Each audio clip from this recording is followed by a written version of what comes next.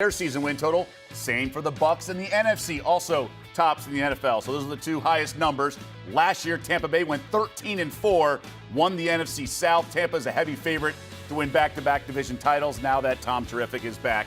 And Tampa has never done that in franchise history. Now, if history's any indication, bet the over. The last time a Tom Brady team went under its win total, 2009. That is ridiculous.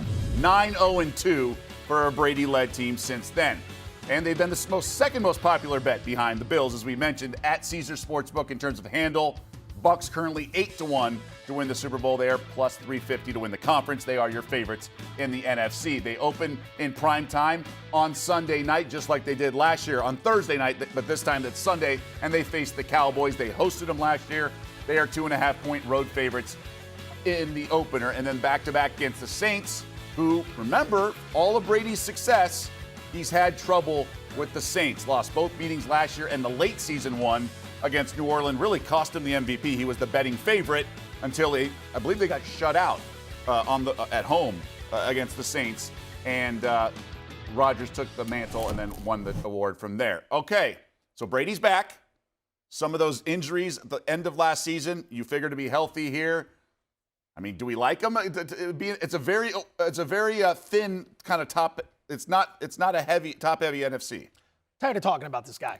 I'm going to be completely honest. I'm tired of talking about him because every year feels like for 5-6 years, I try to get real clever, come up with ways to bet against him, and then he does exactly what you said. He goes out and he exceeds his win total. You know, last year there are a few metrics that Tampa produced that would make you think they're going to regress a bit. They were 6-0 in one-score games. History tells us that percentage will drop. They lost a Pro Bowl offensive guard. They lost a safety, some players that were really loved that contributed in a big way, something to keep an eye on. But some of the tough scheduling spots, or at least the tough perceived matchups, aren't that tough. Week 3 against the Packers, that's going to be their home opener. They open on the road back-to-back. Week 4 against the Chiefs, that's Kansas City's third road game in 4 weeks. Week 8 against Baltimore, that's a Thursday night game where Tampa Bay's hosting. Week 9 against the Rams, they get 10 days of rest. And the Rams are coming off the San Francisco 49er game, which takes everything out of them each and every year. So I want to make the case to bet against Tampa Bay. At some point, I see the slide coming. I've been saying that every year about Brady, and it hasn't happened, so 2 decades running. But ultimately, the tough spots on the schedule aren't as tough as they look. I can see them pulling off plenty of wins in big spots. 12-7 isn't an outrageous record. No, but I do think those losses from their roster are significant despite what this schedule shows. Again, I'm not in the business of betting against Tom Brady, but if I had to lean one way or the under, I'm more comfortable on the under because not only is Tom Brady a year older, there will be no Antonio Brown for any games this season, and Chris Godwin will be coming back. So maybe Mike Evans for the first 4, 5, 6 weeks is his really only true weapon. Will Gronk be there? I don't know. They also lost O.J. Howard on defense, Jordan Whitehead, Ndamukong Suh, Jason Pierre-Paul.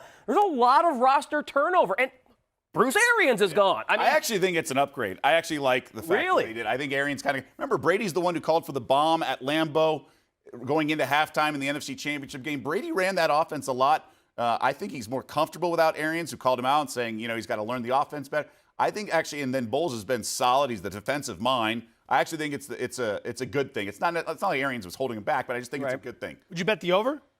Well, there's only 5 primetime games. We know how Tom Brady struggles in primetime. The Morty Seinfeld stuff. No, if I had to, I would bet the under. Okay. But I So don't we have all to. lean so that I'm way. not going to bet against Tom Brady. Right. There's We all 31 kinda- other teams. Yes. Just kick this team to the curb. Plenty of other times, So opportunities. tired of Thank you for watching ESPN on YouTube. For live streaming sports and premium content, subscribe to ESPN+.